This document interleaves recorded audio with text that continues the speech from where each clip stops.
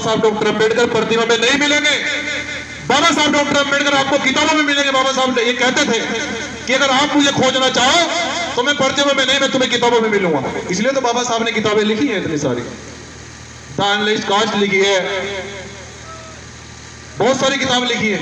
हमारे मुझे भी इतने याद नहीं है, लेकिन उनको पढ़ेगा कौन? तो बाबा साहब डॉक्टर अम्बेडकर की असली जयंती मनाना, उनके मिशन को, उनकी विचारधारा को आगे बढ़ाना ही उनकी जयंती है।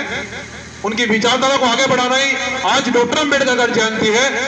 इस जिले के अंदर जितने बच्चे आईएएस और पीएस की तैयारी कर रहे हैं, हमें यह संकल्प लेना चाहिए था कि हम लोग उनकी फीस का खर्चा हम उठाएंगे। 15 बच्चे तैयार करो इस जिले से, उनकी कोचिंग का खर्चा भीम आर्मी जैविक संगठन के लोग, आप सब लोग उठाएंगे, तैयार करो। जब इस जिले से 15 डीएम कलेक्टर निकलते तो मददवादी लोगों की कुर्सी टेढ़ी हो जाती है। वो सोचते कि बहुजन समाज के लोग डीएम कलेक्टर बनने लगे। क्योंकि मैं आपसे पूछना चाहता हूं कि जिस मां का बेटा डीएम हो, जिसका बेटा कलेक्टर हो, क्या उस परिवार के साथ में अत्याचार हो सकता है?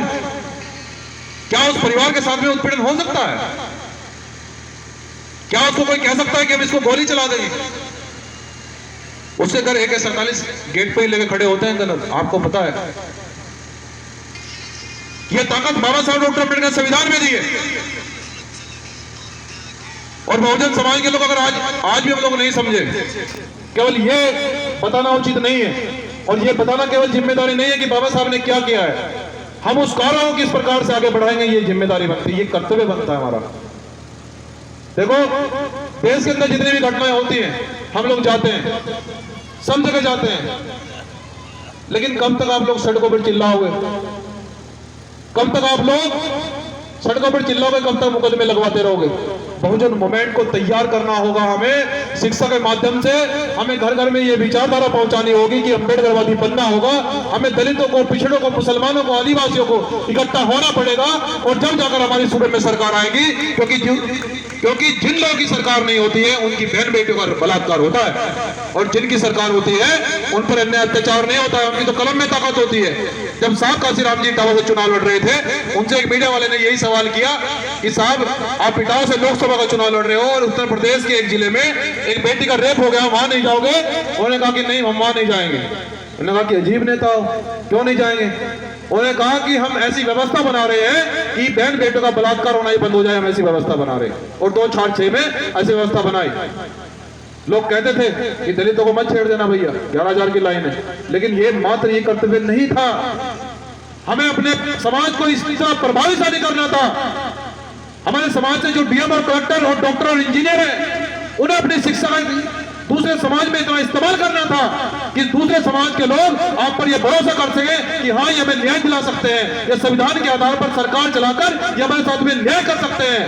बाबा साहब डॉक्टर अम्बेडकर और साहब काशीराम जी के जाने के बाद कोई बहुजन समाज का व्यक्ति विश्वास दूसरे समाज के लोगों को नहीं दिला पाया कि हम तुम्हारे साथ न्याय कर सकते हैं। सब लोग जातिवाद की बात करते हैं। क्या बाबा साहब जातिगत थे? बाबा साहब ने तो सबको अधिकार दिया है। कुछ ब्राह्मण समाज के लोगों का भी हमारे पास फोन आता है कि भाई हमारी जमीन छीन ली गई है। हम कहते हैं कि जाओ 4 धाम घूम आओ, वहां मिल जाएगी। मैंने कहा जाओ, चले जाओ, कि भैया मजाक कर रहे हो, डीएम को फोन कर दो। मैंने कहा मानते हो हमें संविधान से न्याय मिलेगा? कहते कि हाँ मानते हैं।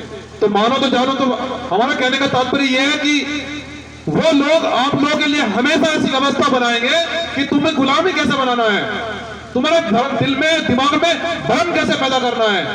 मैं आपसे पूछना चाहता हूं कि मनवादी लोगों के 4 हाथ है क्या, या 4 टांगे हैं क्या उनके? क्या आपसे ज्यादा बुद्धिजीवी हैं वो? क्या आपसे ज्यादा बलशाली है?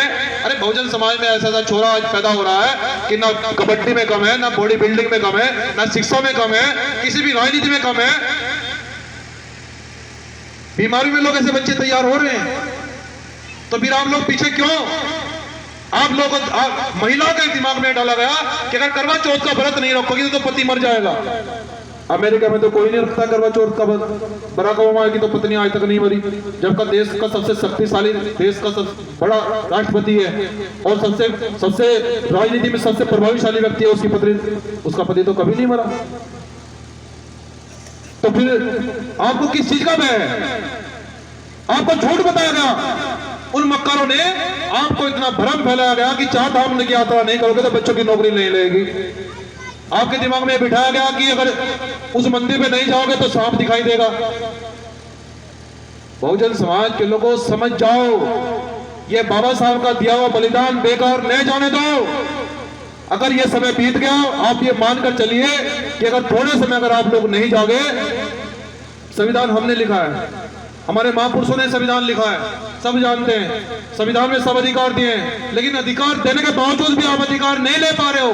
डीएम कलेक्टर की कुर्सी पर भी आज भी हमारे लोग नहीं बैठे हैं, जबकि संविधान में सब सुरक्षित लिखा है। तो इसका मतलब हम लोग कमजोर है, मानते हो, इसलिए कमजोर है।